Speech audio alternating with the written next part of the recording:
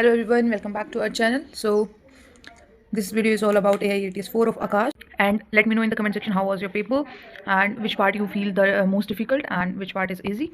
So let's start the video.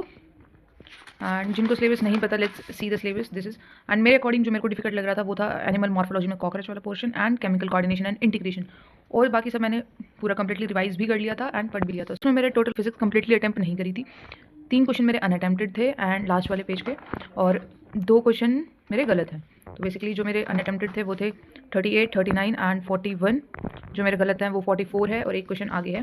तो मतलब मेरे 2 क्वेश्चन गलत हैं और 3 क्वेश्चन अनअटेम्प्टेड है. And guys let me know in the comment section of the answer of 39 with solution so that I can solve this.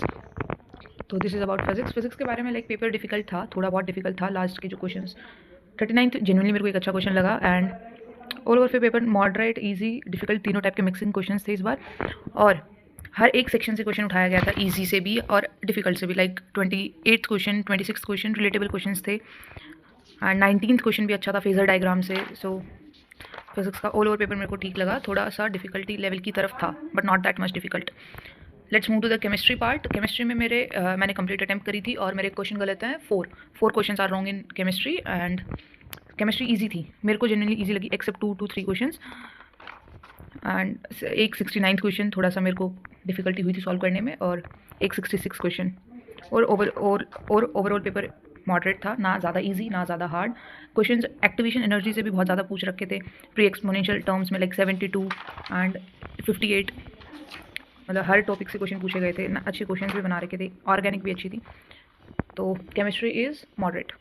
Let's move to the botany section. तो मेरे को इस पेपर में genuinely difficult लगी थी वो bio में zoology वाला पोर्शन था. बॉटनी लेंदी थी, नो डाउट. बॉटनी लेंदी थी एंड पेपर बॉटनी का पेपर इजी था, क्वेश्चंस इजी थे, बट लेंदी पेपर बना रखा था और नहीं था कि आउट ऑफ एनसीईआरटी ही है क्वेश्चंस. सो या let's move to the last part, zoology. And botany में मेरा एक क्वेश्चन गलत है, दैट इज़ 133, और सारे सही है. मैंने कंप्लीट अटैम्प्ट करी थी. And zoology, let's move to the zoology. Zoology में पेपर डिफिकल्ट था. मार्क्स मैं आपको लास्ट में रिवील कर दूंगी कि what was my score in zoology.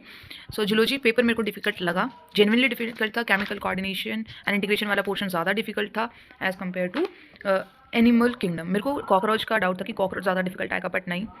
इन्होंने केमिकल कोऑर्डिनेशन में कुछ क्वेश्चंस डिफिकल्ट कर रखे थे 4 to 5, और लेंदी भी था पेपर. जैसे कि 177 क्वेश्चन, 178 क्वेश्चन मेरे को थोड़ा सा आउट ऑफ एनसीईआरटी लगा, बट हो जाता अगर हमें एक्जैक्टली थोड़ा सा रिलेट कर पाते तो ऑप्शन से एलिमिनेशन आउट हो रहे थे.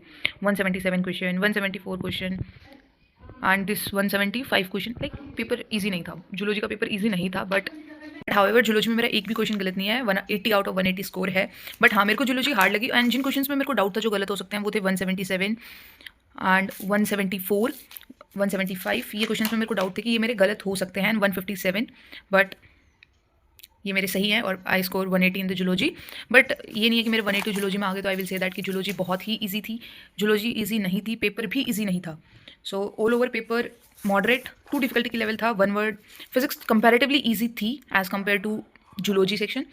तो पूरा पेपर को बैलेंस कर रखा था इन्होंने कि कैसा पेपर बनाना है. आई विल से दैट कि हाँ, ऐसे पेपर आने भी चाहिए. एंड जिन लोगों को जूलॉजी हार्ड लगी, जूलॉजी हार्ड थी, जूलॉजी इजी नहीं थी इस टेस्ट की. अगर आप लोगों को लगता है कि जूलॉजी अब इन्होंने मतलब एनसीईआरटी कंप्लीटली एनसीईआरटी नहीं थे बट क्वेश्चन बहुत डिफिकल्ट बना दिए, तो आप ये मत लग जाना कि आप मॉड्यूल स्टार्ट कर दो या फिर कुछ यहाँ से पढ़ो वहाँ से पढ़ो. नहीं guys, just focus on your NCERT. Doesn't matter कि पेपर कैसा आता है, आकाश का, एआईएटीएस का, बट इन द एंड हमें देना तो नीट ही है और उसमें अपना एनसीईआरटी आएगा. So just focus on NCERT and do practice guys. So this is all about AIATS 4. See in the next AIATS. Thank you for watching.